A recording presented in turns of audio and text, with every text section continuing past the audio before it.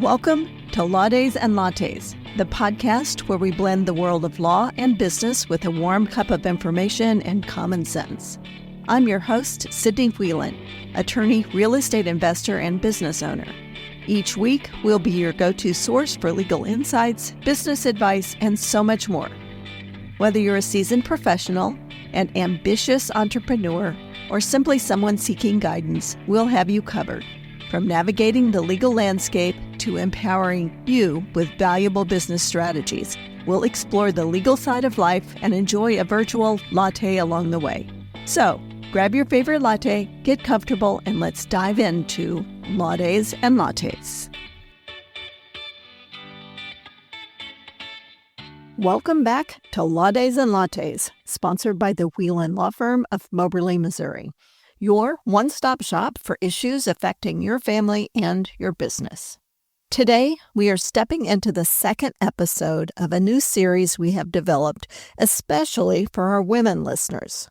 This series, entitled Financially Fearless, is designed to empower the women in our lives with the legal knowledge and tools needed to take control of their financial future and navigate the world of business, law, and money with confidence. Gentlemen, please don't tune out because there's a lot of information in here that's pertinent to you as well. I'm your host, Sydney Whelan, and today we're diving into something that can be a little intimidating for a lot of people: understanding and negotiating contracts.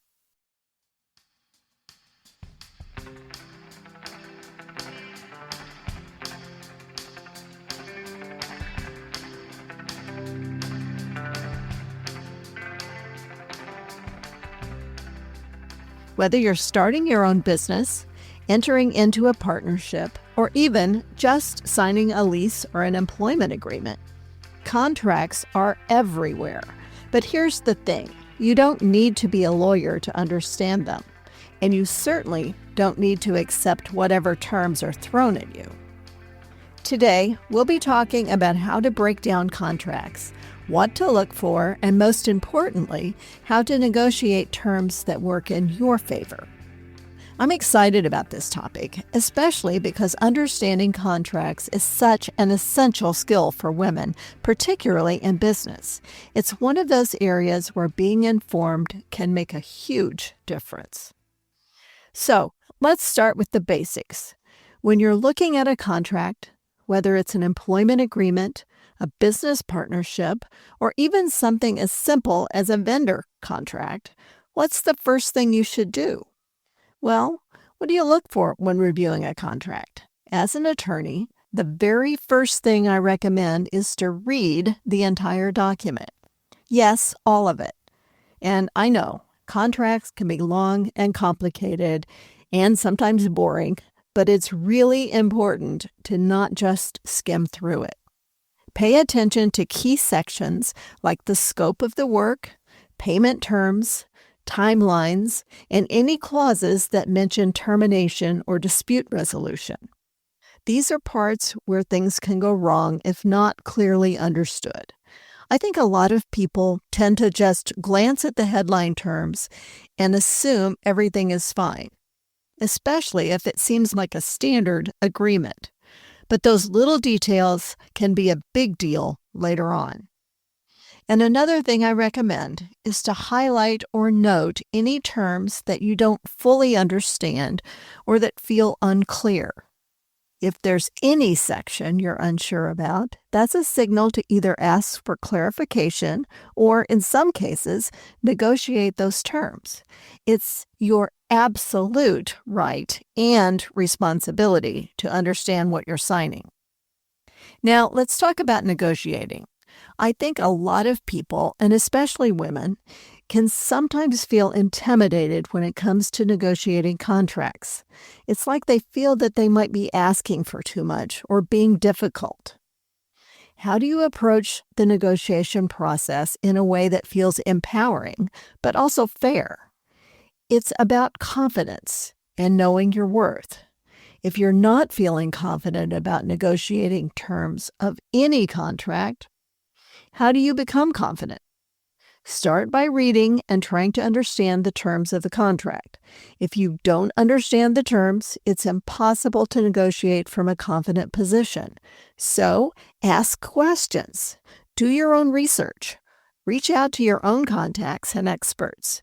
An attorney experienced in business or contracts may be the first appointment you should make. Does this contract affect your finances?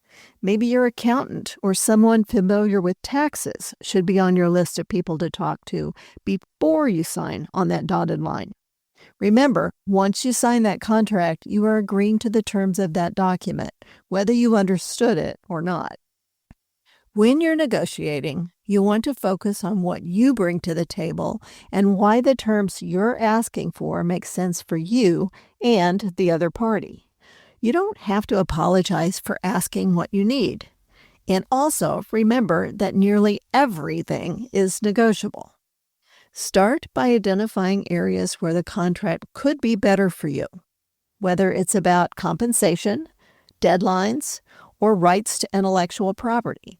You could also ask for flexibility on things like how payment is structured or how long you have to fulfill an agreement.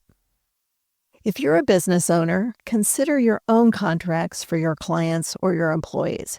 You may have even more control over those contracts. As women, I think we often step into the shoes of our clients or our employees and want to treat them fairly. There's nothing wrong with this, but remember that this is your business and your finances, and those have to be protected first. Make sure that the terms and conditions that you're offering in your contracts are sustainable and will work for you over the long term. Another tip, you don't always have to go for a complete overhaul of the contract. Even small adjustments can have a big impact. For example, negotiating a longer timeline for deliverables or ensuring that there's an option for dispute resolution if problems develop. I think women especially struggle with the idea of being assertive in a negotiation. But as we are saying, it's not about being pushy. It's about being smart and knowing what works for you, right? And remember, negotiations are a two-way street. You're not just asking for things to benefit you. You're also thinking about how the agreement will work for the other side too. Finding a win-win is often the key. So let's say you've read through the proposed contract, you've highlighted things that need clarification, and you're ready to negotiate. What if the other party is resistant or doesn't want to budge on terms you're uncomfortable with? How would you handle that? Here are some suggestions. If someone is resistant to negotiation, that's when you need to dig into your why. Be prepared to explain why certain terms are important and how they benefit both parties in the long term. You can also ask questions like, is there any room for flexibility here? Or, can we discuss an alternative that works for both sides? If they still don't want to negotiate, then you have a choice. Do you want to move forward with the deal? Or is this a deal breaker for you? Trust yourself and remember that not every contract is worth signing. There are always other opportunities, and it's better to walk away from a bad deal than to commit to something you'll regret later. So, yes, ladies, I'm giving you permission to say no if the terms aren't right. I think so many women feel like they have to accept things because they don't want to rock the boat. But my point about trusting yourself is so important. You know your situation and your business better than anyone else. Trust your instincts and make the best decisions for you, not for anyone else. And one more thing I want to mention that often gets overlooked. Please get legal help when you need it. If you're ever in doubt or feel like a contract is too complicated to understand, don't hesitate to reach out to an attorney. Many attorneys offer free consultations, and even if it's not free, it's worth investing a little bit in professional advice to avoid bigger problems down the road. So, before we wrap up, I'm going to repeat my top 3 tips for women looking to understand and negotiate contracts more effectively. Number 1, Read every word of the contract. Even if it feels long and boring, it's essential to understand what you're agreeing to. Number 2, ask questions about anything you don't understand. It's not only your right, but it's your responsibility to ensure you're fully informed. And 3, negotiate with confidence. Know your worth, be clear about what you need, and don't be afraid to ask for changes to terms that don't work for you. These are practical, actionable tips. I'm hoping that when you encounter your next contract, you will feel more empowered and prepared to tackle it with confidence. And I hope everyone walks away feeling a little more fearless in their next contract negotiation. Thank you for tuning in to Lattes and Lattes, and the second in our series entitled Financially Fearless, dedicated to our women listeners. Remember, contracts don't have to be scary, and with a little knowledge and confidence, you can negotiate your way to success. If you found this episode helpful, don't forget to subscribe, leave a review, and share it with the women in your life who need to hear this message. And, as always, we're here to help you make financially smart decisions, one podcast at a time. Together, we can all become financially fearless. If you have questions or want us to tackle a specific topic, reach out to us on social media. We would love to hear from you. Thanks for listening today, and as always, my friends, grab your favorite latte, hold your loved ones tight, and have a great week.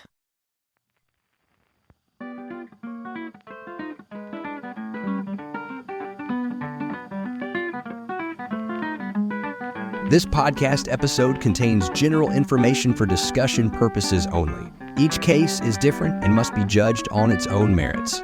Missouri rules generally prohibit lawyers from advertising that they specialize in particular areas of the law. This show should not be construed to suggest such specialization. Nothing on this show should be taken as legal advice for any individual case or situation. This information is not intended to create an attorney-client relationship, and the listening or viewing of this podcast does not constitute an attorney-client relationship. The choice of a lawyer is an important decision and should not be based solely upon advertisements.